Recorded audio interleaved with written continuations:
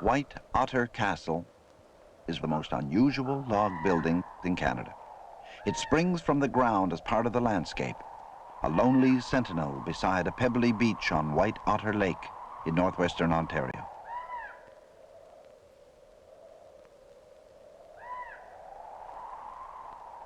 The castle is a monument to its creator, Jimmy McEwitt. Jimmy was a giant in spirit, if not in size. He had to be. The logs are massive. He wrestled them into position all alone. Single-handed and single-minded, he transformed a dream into reality. Jimmy kept no diary. It's the castle's air of mystery and romance that triggered stories that he was an eccentric, a hermit, even a king, that he built the castle for a woman, a bride, a lost love. These stories have earned Jimmy McEwitt a secure place in folklore. The legend of White Otter Castle began during Jimmy's lifetime. In 1914, a journalist named Hodson visited him at the castle. When Hodson asked the reason for building such a unique structure, Jimmy told him about a curse uttered half a century earlier, 1,000 miles away. Years ago. Yes, it's a long time now. We was just boys, you know. I had a chum, we were one of those jolly lads, always playing some prank. And one day he throws an ear of corn at another man. It hit him in the ear. And he was a bad-tempered chap. Oh my, how he swore. He didn't know who threw it. No, but he thought it was me, and he cursed me. Said I'd die in a shack.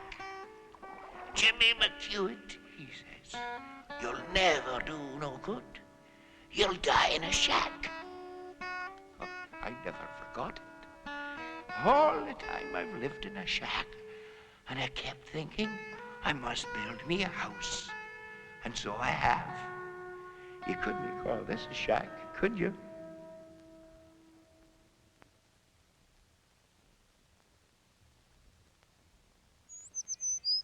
Jimmy McEwitt was born in 1855, the youngest son in a large family.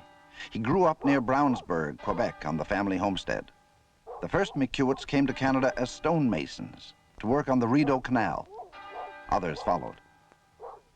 Together, they pioneered the Brownsburg area north of Montreal in the Ottawa Valley. It was here he developed qualities that dominated his adult life. Skill at building with logs, a capacity for hard work, and pride in his Scottish ancestry. Jimmy was a pioneer too. As a young man, he went west to seek his fortune in the Rainy River Valley, just being open to settlers.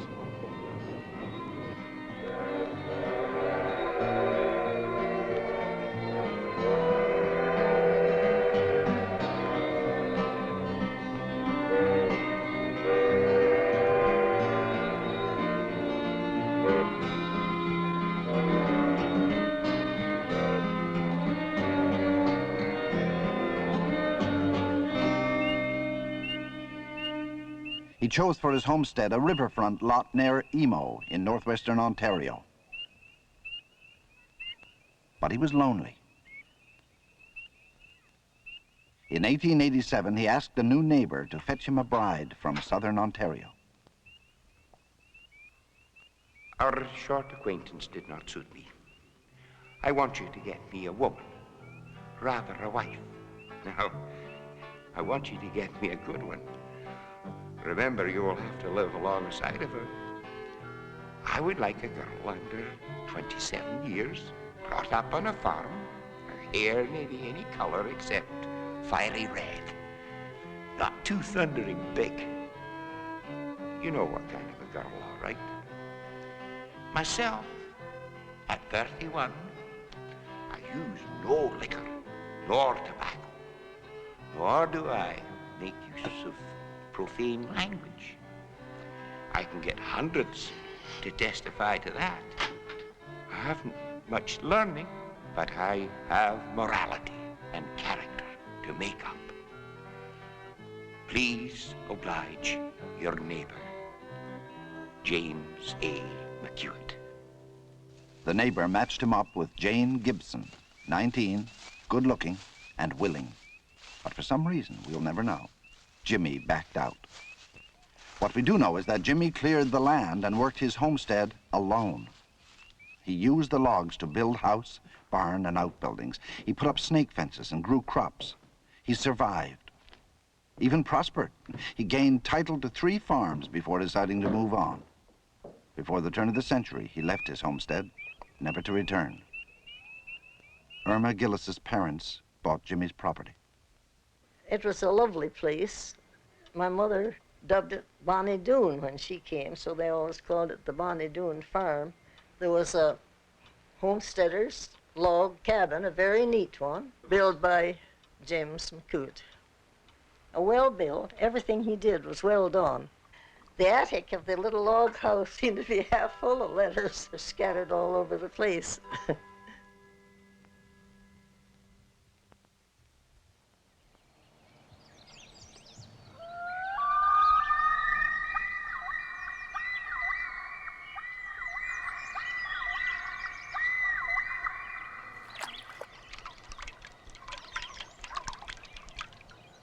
Jimmy turned his back on security to try a different lifestyle, prospecting for gold.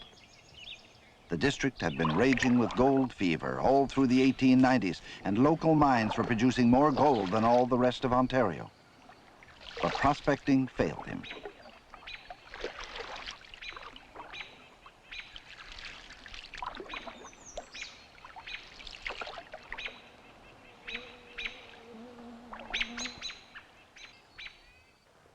In 1903, he built a log shack on the shore of White Otter Lake. This was near the future site of the castle.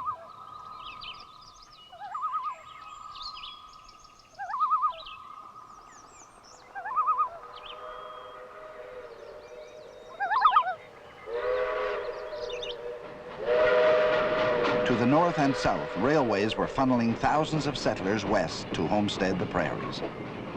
But Jimmy had finished with farming. He cast his lot with the Shields rocks, water, and trees.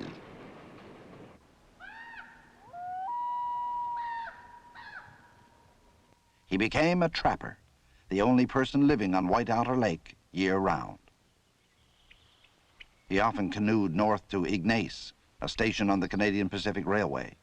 Cyril Parker grew up there.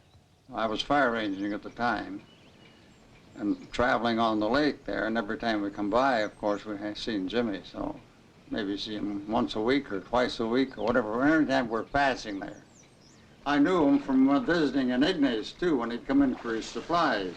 When he'd come in for groceries or his mail or whatever, and all the kids knew him, and everybody in town did. He was only a small man. He wasn't, I think, by any means muscular in any way. A quiet sort of a fellow in his own way. Yeah, I was only a young fellow at that time, 1916. I was only a little over 14 years old. And old Jimmy come up to rub my shoulder. He took quite a shine to me. He thought I was all right. The 30-mile trip to Ignace took more than a day each way in favorable weather. There were 18 carrying places. The worst, a hill at the height of land called Mountain Portage.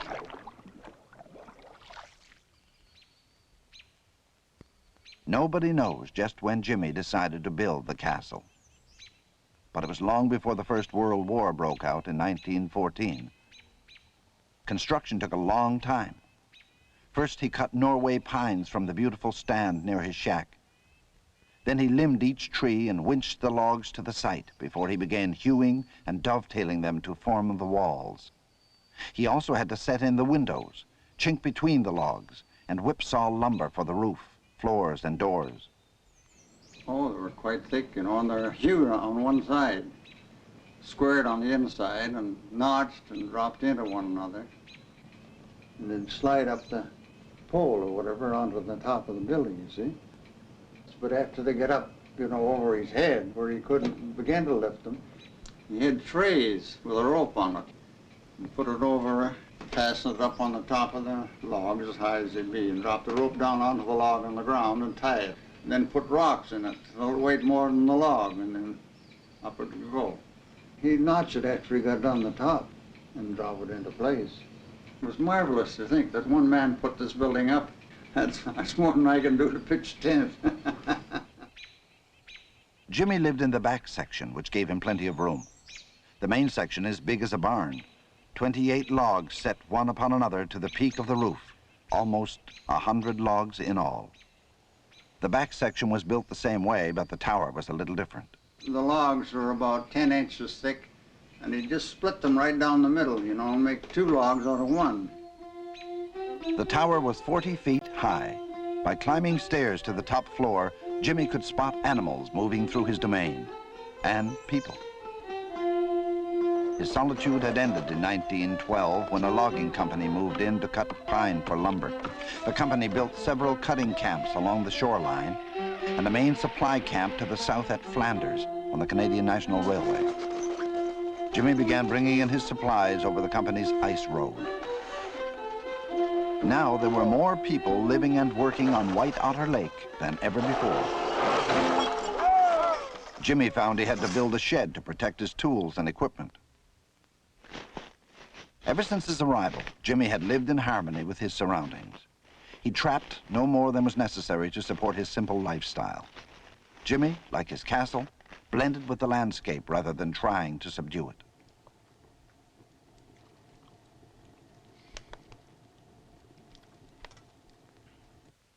But the newcomers brought sweeping change. Trees in large numbers were cut in winter and towed across the lake in summer. A dam was built in order to raise the water level and drive the logs downstream to the sawmill, but ironically it was all in vain. People still call it the Lost Drive. The dam affected Jimmy too. 3 years of high water left its mark along the shoreline. Waves washed right over Jimmy's beach. The water was dirty with bark. During the spring breakup, the castle's foundation was encased in ice. Jimmy yearned for the power to control the destiny of his masterpiece. He decided to try buying the land, even though it had not been open to settlers. He had a surveyor come from Kenora to run the lines. Then he applied for title. He paddled to Ignace several times that summer to use the post office. But the answer to his request was a crushing no. The official letter questioned his right to settle there at all, let alone have a survey done. The castle stood within the timber limit. The letter offered one slender ray of hope. The land department kept his deposit and sent him back a receipt. Jimmy continued his life as usual.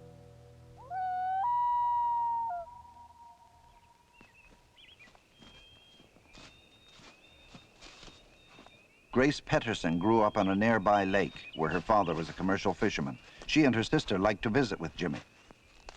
But I remember he used to make us candy with sugar, and he put a little bit of sand in the candy, and he said that was good for us children to have a bit of sand in our candy.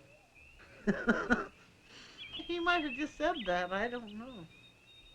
One winter, he traveled all the way to Fort Frances to visit friends who lost their belongings in a house fire. He bought blankets and dishes for the new home. On another occasion, he shared precious lemons with the journalist Hodson. Jimmy graciously served him ice-chilled lemonade in the heat of the summer. Mr. Hodson found Jimmy a fascinating companion. What interesting tales of woods life can this old nature lover tell? How the keen eyes sparkle and the tanned face beams as he guides us to a tiny lake and shows a wonderful beaver house more than 6 feet high.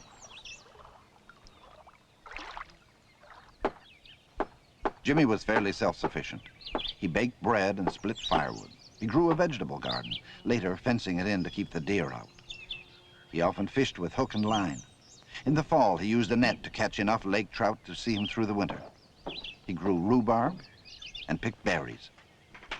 What few staples were needed, flour, sugar, oatmeal, he bought with money earned through trapping and working as summer watchman at one of the logging camps.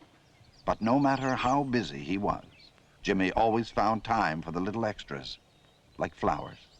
Oh, he had all kinds of them there. The place was just alive with flowers. There were so many of them. He loved the birds, and that's why he never had any cats or anything around this place. He had little places outside where the birds would come to eat. He lived in the back part of his house. In the first part, he had it pretty well furnished with bunks that he made. And we asked him why he made so many beds there, and he said, well, he said, when I get married, my wife is going to have lots of company come here. Was Jimmy really planning on getting married, or was he making up stories to entertain the children? In the top of his castle there, he had a little trap door, and he had a place to put his flag out. At the time in the First World War, there was a battalion that left Fort Francis to go overseas to fight. And he took some beautiful flowers out of his garden and packed them in the damp moss. He made a big box, and he had my father build a birch bark horn to call moose with, a moose horn they used to call them. He had him put that in the top of the box, and he shipped it out to Flanders, and it went to Fort Francis to the Bull Moose Battalion before they went away.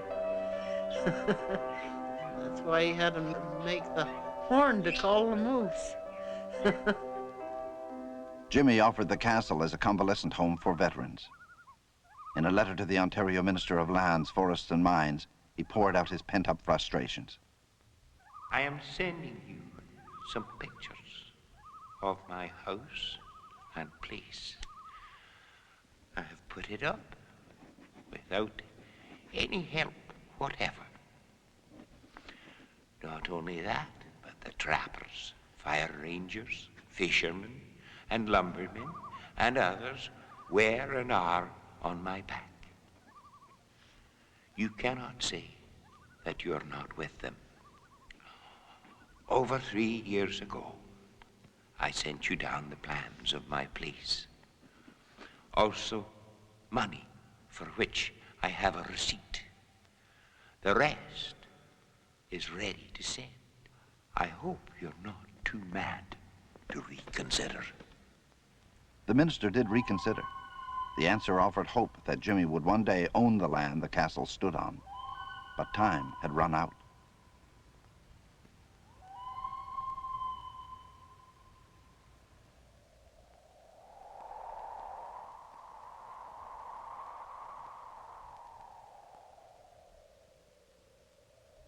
Well, he used to come to our place for Christmas every year. And he had about 12 miles or something like that to come to our place. But he used to snowshoe over there in the wintertime. He did not appear that Christmas of 1918, or ever again. My father went up to Jimmy's place. He found his water pails were frozen right to the bottom, and there hadn't been anyone there for a long time. So he figured that Jimmy had really disappeared, that something had happened to him.